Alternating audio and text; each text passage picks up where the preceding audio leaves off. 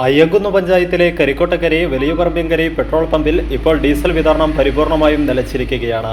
വള്ളിത്തോട് കരിക്കോട്ടക്കരി reach പ്രധാന പാതയായ മലയോര ഹൈവേയോട് ചേർന്ന് നിലകൊള്ളുന്ന ഏറെ യാത്രികർ ആശ്രയിക്കുന്ന പമ്പിലെ ഡീസൽ വിതരണം നിലയ്ക്കുവാനുള്ള കാരണം ഇതിന് സമീപത്തെ വീട്ടിലെ കിണറ്റിൽ ഡീസൽ കലരുന്നതായി കണ്ടതുകൊണ്ടാണ്. പരാതികൾ നിരവധി ഉയർന്നതിന്റെ അടിസ്ഥാനത്തിൽ പരിഹാരമാർഗങ്ങൾക്കടക്കമുള്ള വഴികൾ പമ്പുടമയടക്കം ചെയ്തുവെങ്കിലും എന്താണ് ഈ പ്രതിഭാസത്തിന് പിന്നിലെന്ന് ഇതുവരെ കണ്ടെത്താൻ കഴിഞ്ഞിട്ടില്ല. കിണറ്റിൽ ഡീസൽ സാന്നിധ്യം കണ്ടെത്തിയ സംഭവത്തിൽ എത്രയും പെട്ടെന്ന് പരിഹാരം കണ്ടെത്തണമെന്നാണ് പമ്പുടമ ബിജുവും ആവശ്യപ്പെടുന്നത്. പമ്പിൽ ഡീസൽ വിൽപ്പന നടത്താൻ കഴിയാത്ത സാഹചര്യത്തിൽ ദിവസം തോറും വലിയ നഷ്ടം നേരിടുകയാണ്. നാടിന്റെ ഹൃദയഭാഗത്ത് സ്ഥിതി ചെയ്യുന്ന പമ്പിൽ ഡീസൽ വിതരണം നിലച്ചതോടെ ഈ പമ്പിനെ നിരന്തരം ആശ്രയിക്കുന്ന വാഹനങ്ങളും ഇപ്പോൾ കിലോമീറ്ററുകൾ അകലെയുള്ള മറ്റു പമ്പുകളിൽ പോകേണ്ട അവസ്ഥയാണ്. പഞ്ചായത്തിൽ നിന്ന് ഓയിൽ കമ്പനി റീജിയണൽ മാനേജർക്ക് പരാതി നൽകുമെന്നാണ് അറിയിച്ചിരിക്കുന്നത്. പഞ്ചായത്ത് ഇടപെട്ട് അടിയന്തര നടപടി സ്വീകരിച്ച് പ്രദേശവാസികളുടെ ആശങ്ക അകറ്റണമെന്ന് പമ്പുടമ ആവശ്യപ്പെട്ടു. സംഭവത്തിൽ കിണറ്റിൽ ഡീസൽ കലർന്ന വീട്ടുടമ പ്രൈം വിഷൻ ന്യൂസിനോട് പ്രതികരിച്ചു. അയ്യങ്കുന്ന് പഞ്ചായത്തിൽ വലിയപറമ്പങ്കരി വാർഡിൽ സ്ഥിരതാമസക്കാരനാണ് ഞാൻ. കഴിഞ്ഞ ഒരാഴ്ച മുമ്പ് എൻ്റെ കിണറ്റിൽ ഡീസലിന് സമാനമായിട്ടുള്ള ഒരു ദ്രാവകം പൊന്തിക്കിടക്കുകയും അത് പരിശോധിച്ചപ്പോൾ ഡീസൽ തന്നെയാണെന്ന് മനസ്സിലാക്കുന്ന രീതിയിലുള്ള മണവും ഒക്കെയാണ് വന്നത്.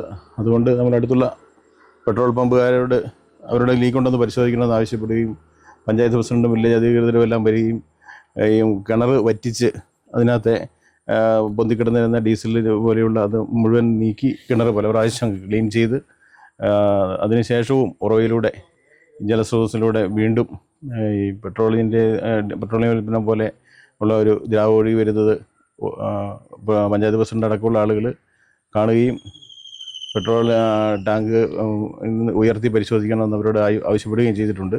അതിൻ്റെ ഭാഗമായിട്ട് അവർ ടാങ്കിലുള്ള എണ്ണ ഫുള്ള് കാലിയാക്കി നിർത്തിയിരിക്കുകയാണ്. ഇപ്പോൾ അതിനുശേഷം കിണറ്റിലേക്കുള്ള ഈ ദ്രാവകത്തിൻ്റെ ഒഴുക്ക് അല്പം കുറഞ്ഞതായിട്ട് തന്നെയാണ് കാണുന്നത്.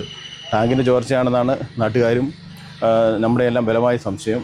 അതിന് വേണ്ട നടപടി സ്വീകരിക്കാൻ അധികൃതരോട് ആവശ്യപ്പെട്ടിട്ടുണ്ട്.